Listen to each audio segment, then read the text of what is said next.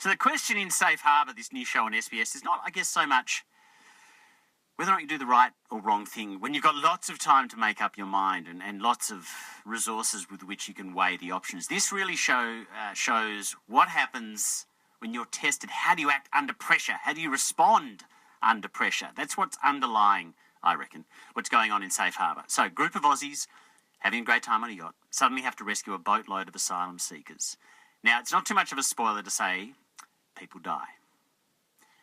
Why they die, I still don't know. I haven't seen all of the episodes. I gather that you're not really going... That's the big question. Something happens between the yacht and the asylum seeker boat, and what happens gradually gets revealed when the two groups of people meet up again in the city of Brisbane.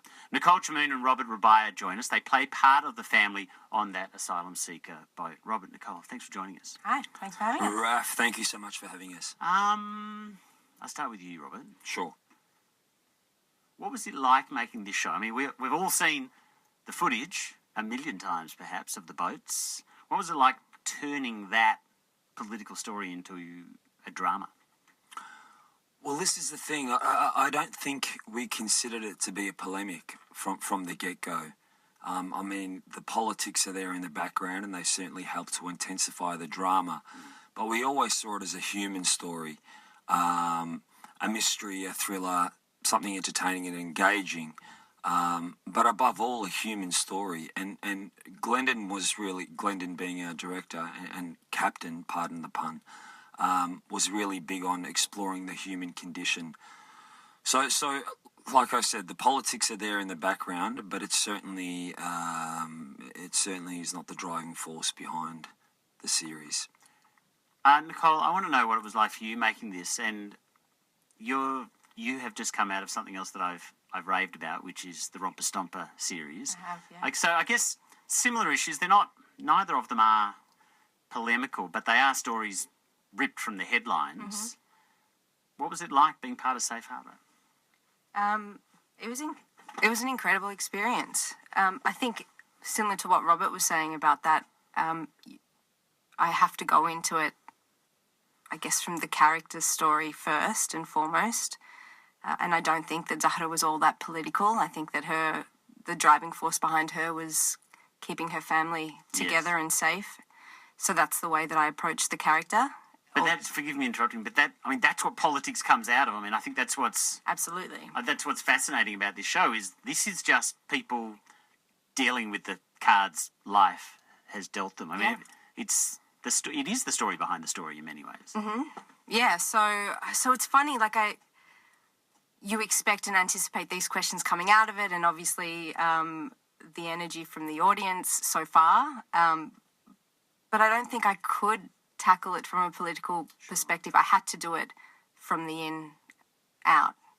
From a human perspective. 100%. Yeah. Yeah. Just the kind of woman that she is, based on her experiences and the connection she has and the cards that she's been dealt and how she deals with this awful situation. But it's it's an incredibly Australian story, isn't it? Absolutely. I mean, I'm so glad you said that. It is a living, breathing Australian story. There's as much time with the Aussies on the boat as there is with you guys, at the new arrivals. Yeah, which is a rarity. I mean, normally you're given the the terrorist or the crazy Arab that has the odd one line, but this was truly an ensemble piece where every character was given the time to explore their story. It was a web within a web, and people dealing with their own I was going to say a rude word, I'm not sure if I could, but dealing with their own issues. Baggage, fantastic. Yeah. And that's why you're sitting behind that desk. But yeah, absolutely. Look, dealing with their own baggage and their own demons, I guess. And that was one of the beauties about it. It was truly an ensemble piece, in every sense of the word. Nicole Chamoun and Robert RABIAH are with me. They are part of Safe Harbour. I wanted to ask you guys, actually, The Big Sick, which I haven't seen. But I wanted to play you a little bit from Kumail Nanjiani, who said this at the Oscars. So he was part of The Big Sick, and he was talking about representation. And I just wanted to play a little bit of what he said, because Hollywood, I think, its representation is changing. This is what he's the driving force and the lead actor of the Big Six, said about what we see on our screens. Some of my favorite movies are movies by straight white dudes about straight white dudes. Now straight white dudes can watch movies starring me, and you relate to that. It's not that hard. I've done it my whole life. Are we getting better at it? Yeah, absolutely. I mean, I did see that, and it certainly warmed the cockles of my heart to hear that. I think the status quo is changing, you know, for the better. New lines are being drawn in the sand, and that was a great example of that. You know, although it was a soundbite, it certainly resonated throughout the industry, really. It was a lovely moment, particularly being an actor of ethnic minority, to hear that. Yes. It was consoling. And yeah, the status quo is changing. We are moving in a diverse direction. And not only with ethnicity, but also with gender equality, with, you know, with race, with so many things. Yeah, there's a genuine push to move it in a different direction, and move away from the whole whitewashing, as he was talking about, that we've been subjected to for a long period of time, you know. Nicole, all I know from your surname, all I'm guessing from your surname, is that you don't have an Anglo-Saxon background, but I haven't a clue. Did you grow up speaking English? Did you grow up here? Did you grow up in America? Yeah, I'm an Aussie. I was born and raised in Australia. My parents are from Lebanon, came over during the Civil War. But my background is Australian. Have you got Arabic? Have you got another language? I speak enough to get in and out of trouble. Okay. I'm not Iraqi. I had to learn to speak Iraqi for this Well, that was going to be my question, because a lot of the dialogue is subtitled, and I wasn't sure. Yeah. Yeah, no, I had to learn, and I loved that. That challenge. And you could only say those lines. Did you? Yeah, basically. Right. Basically, She's being humble. Look, she was better than that. It got easier because the boys do speak fluent Arabic. Like, honestly, if I sat in it for 3 months, I would be fluent And in it. forgive my ignorance, how different is the Arabic someone from Iraq speaks compared to the Arabic? It's really different. Oh, is it? Yeah, like, even just, the pronunciation is so different that, you know, you might be trying to say blue, but you're pronouncing it as banana. And so that gave me a lot of anxiety, but I was really lucky to work with an amazing cultural advisor who I worked with months prior to, and just made sure that it was in my body and that I was pronouncing it right and that I could let it go. It's like learning to dance, you know, you learn the choreography. And have you had people who speak Iraqi Arabic come up to you and say, "Oh my God, I didn't know you spoke Not Iraqi Arabic"? yet. I'm hoping Because that's the test, right? It is want the someone test. from Iraq to go, "Nicole, I didn't know you were Iraqi." Yeah, that would be an honour. But it certainly felt seamless. I mean, Nicole really put in the hours with that, particularly with the cultural advisor, and I think it shows. Yeah. Look, I want to get off representation because I don't want to make you the representatives of your particular ethnic group, because Thank I'm loving just Australian television. I just find that just superbly exciting that we're making stuff that is as good as anywhere else. But I can't get onto that. I want to ask you both this. Is it a hassle being a representative of your quote-unquote community? Do you feel like you are in some way just because you're playing those people on screen? It's not a hassle. It's an honour to have the opportunity to tackle these characters and to, I mean, I certainly don't want to, I don't want to be representative of the whole group. That's just ridiculous. I'm different, Rob's different, Haz is different. Sure. But no, it's an honour to take on that that representation.